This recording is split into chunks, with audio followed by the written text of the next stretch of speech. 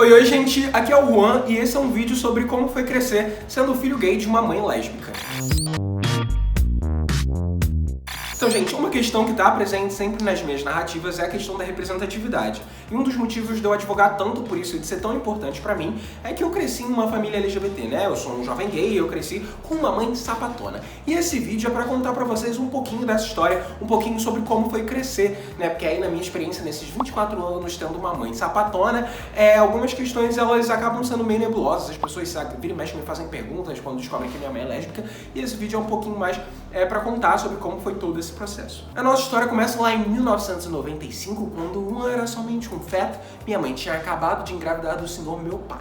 Minha mãe, na época, tinha 30 anos e ela já se identificava como uma mulher lésbica. Ela já tinha tido experiências homossexuais, ela já tinha plena consciência, né? Ela já vivia a sua homossexualidade de uma forma plena. Mas ela tinha, introduzido, na época, uma série de questões e ela acreditava que tinha alguma coisa errada nela. Ela negava um pouco essa sexualidade dela, apesar de vivenciá-la, e ela achou que ela encontraria no meu pai a salvação, a cura gay, nos braços do senhor Matusael, também conhecido como o meu pai. Então ela foi lá, se apaixonou pelo meu pai, ficaram juntos, tiveram aquela noite de amor onde eu fui concebida. Então, quando eu tinha 2 anos, a minha mãe meio que cansou de viver aquele relacionamento e ela queria viver a sexualidade dela de uma forma mais libertária e ela se separou do meu pai.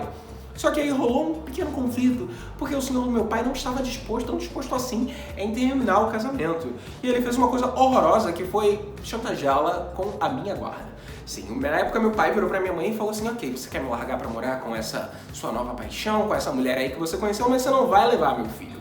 Porque você, como uma mulher lésbica, não vai ter condição moral de criar uma criança. O seu filho vai ser necessariamente gay se ele crescer sob a influência aí de um casal lésbico. E meu pai, assim como o nosso presidente, ele estava certo, porque eu cresci aqui em uma bichinha, graças à influência da minha mãe sapatão. Agora, falando sério, eu quero só fazer um parêntese, assim, essa questão da minha sexualidade com meu pai foi um problema por um tempo. Hoje em dia é super tranquilo, ele chegou inclusive a conhecer o meu querido ex. Isso está inclusive narrado em uma das cartas do livro. Se você ler o livro, tem um capítulo em que eu conto um pouquinho sobre isso, inspiro mais uma vez, eu pego na minha vida a inspiração para contar essa história. Então hoje em dia tá tudo bem, mas isso foi um problema, Meu pai foi uma pessoa super preconceituosa, machista e homofóbica por muito tempo, e esse episódio é característico desse mindset aí que ele tinha. Então meu pai virou pra minha mãe e fez essa chantagem, minha mãe bateu de frente, ela falou: então sim, então tá, ok, você entre na justiça e brigue pela guarda do meu filho, porque eu não vou abrir mão dele. E aí, no meio desse conflito, porque se hoje em dia a gente já tem aí homofobia generalizada nas instituições governamentais, imagina há 24 anos atrás. Então, de fato, eu tinha um medo muito grande de que minha mãe fosse perder a minha guarda pelo fato dela ser uma mulher homossexual, por estar abandonando o celular tradicional, aquela família heterossexualizada, para viver com uma outra mulher. Então meus avós maternos, na época, eles entraram no meio dessa disputa e chegaram em um acordo com meu pai e com a minha mãe, que seria ok. Pro Juan não ser um viadinho, não crescer com a influência deturpada e da homossexualidade da mãe dele, da atual esposa dela, o Juan vai crescer aqui com a gente, ele vai morar aqui na nossa casa, e aí vocês param com essa ideia aí de brigar pela guarda dele na justiça.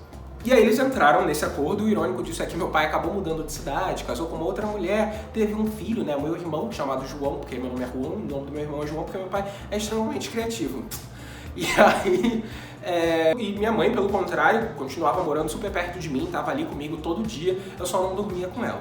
Mas ela cresceu com isso muito forte dentro dela, Ela tinha muito medo de me influenciar, ela tinha medo que eu descobrisse a sexualidade dela e isso afetasse a minha criação de alguma forma, que aquilo fosse tornar um trauma. E aí, quando eu tinha 7 anos, gente, a minha mãe saiu do armário pra mim. Olha como a vida é irônica, Eu era lá uma pequena criança, crescendo, indo pra escolinha, pra natação, minha mãe teve que sentar comigo e ter uma conversa onde ela saiu do armário, onde ela contou que a melhor amiga dela, que assim, minha mãe já morava com a ex-mulher dela, na época a esposa dela, há vários anos, e eu achava que elas eram melhores amigas, e era muito engraçado, porque eu achava que melhores amigos tomavam banho juntos, melhores amigos dormiam juntos, então eu falava isso na minha escola com os meus coleguinhas, tipo, vamos tomar banho junto, porque nós somos amigos, é isso que amigos fazem. Hoje eu percebo que eu não estava tão errado assim, mas foi um choque descobrir na época que a esposa dela era a esposa dela e não a melhor amiga. E aí, gente, eu lá com meus 7 anos, eu lembro até hoje, eu estava comendo um misto quente, minha mãe sentou na minha frente, saiu do armário, contou pra mim que na verdade a melhor amiga dela não era bem melhor amiga, era esposa, e aí eu surtei. Sério, o Juan de 7 anos se comportou como se fosse um homem machista, eleitor do Bolsonaro. Porque eu atirei, gente, eu de fato atirei meu pão longe, eu gritei, falei que minha mãe não era mais minha mãe, me tranquei no banheiro. E isso é, olhando pra trás, né, eu vejo como isso é terrível, como é horrível que uma criança de 7 anos, ela já tenha recebido tanta influência homotransfóbica da sociedade ao ponto de rejeitar a própria mãe de uma forma tão dura. Porque eu não conhecia nenhuma pessoa homossexual, nunca ninguém tinha virado pra mim e falado de forma explícita que a homossexualidade era ruim, mas a gente recebe sinais de tantas formas e a gente não vê esse tipo de situação representada em nenhum lugar, que quando chega um momento desse, você reage da única forma que você sabe. Então, apesar de eu não entender direito o que era homossexualidade, o que era um casal lésbico, eu sabia que aquilo era uma coisa terrível e me doía muito a minha mãe ser aquilo. Então, eu de fato, me doeu muito pra minha mãe. Isso foi um grande trauma pra ela por muito tempo, porque ela se sentia incapaz, ela se sentia não suficiente, né, por ter que ouvir do próprio filho de 7 anos de que ela era uma pessoa horrível e que ela não era mãe dele. Olhando pra trás, isso é inclusive um dos motivos que me faz querer advogar tanto pela questão da representatividade na literatura. Porque se naquela época eu tivesse outros referenciais que não famílias heterossexuais em todos os lugares, nos livros que eu lia, nos exercícios que eu tinha na escolinha, quando eu ia aprender família na escola, se eu não aprendesse que é só pai, mãe, filho e filha, se eu pudesse ver que tem pai, mãe, as coisas teriam sido diferentes e a minha história teria sido um pouco menos sofrida. Por isso que eu faço questão de marcar isso sempre nas minhas narrativas, nos meus livros.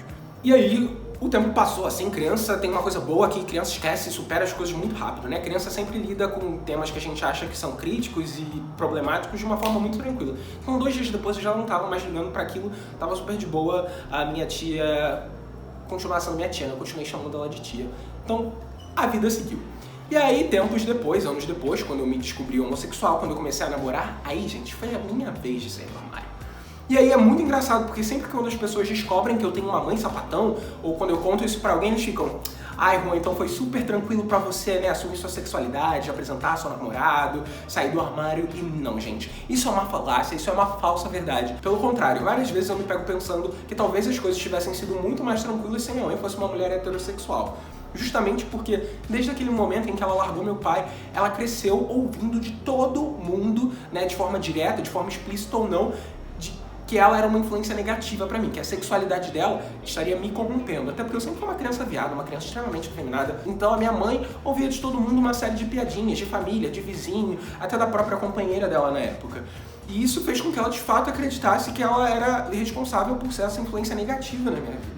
Então, quando eu saí do armário, né, a maior preocupação da minha mãe, além do fato de eu poder sofrer violência na rua e todas essas preocupações que as mães costumam ter quando a gente tem esse famigerado ato, né, de revelação, de saída do armário, é o fato de que ela se sentia responsável pela minha sexualidade. Ela achava que, de alguma forma, ela tinha transmitido pra mim a homossexualidade como se fosse um vírus. E aí, foi um processo de anos, assim. Minha mãe foi pra terapia, eu fui pra terapia.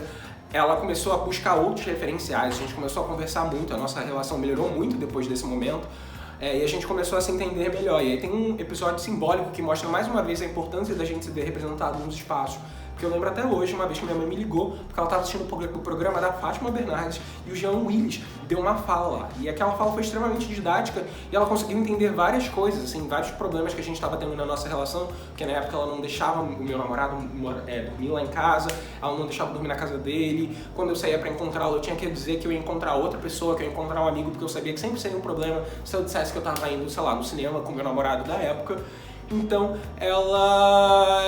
esse ponto, assim, foi transformador. E aí a gente começou a buscar outros referenciais e as coisas foram mudando, né? E uma coisa muito legal que aconteceu foi que eu e ela, a gente começou a crescer junto.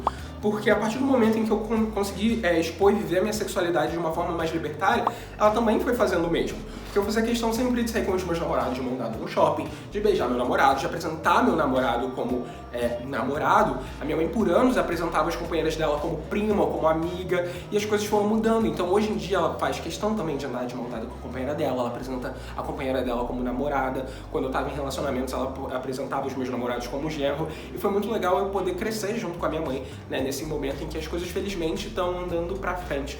ou assim a gente espera e assim a gente continua tentando fazer. Então é isso, gente. Esse foi um vídeo para contar um pouquinho mais da minha história, para vocês entenderem um pouco mais porque eu falo tanto dessa necessidade de representatividade.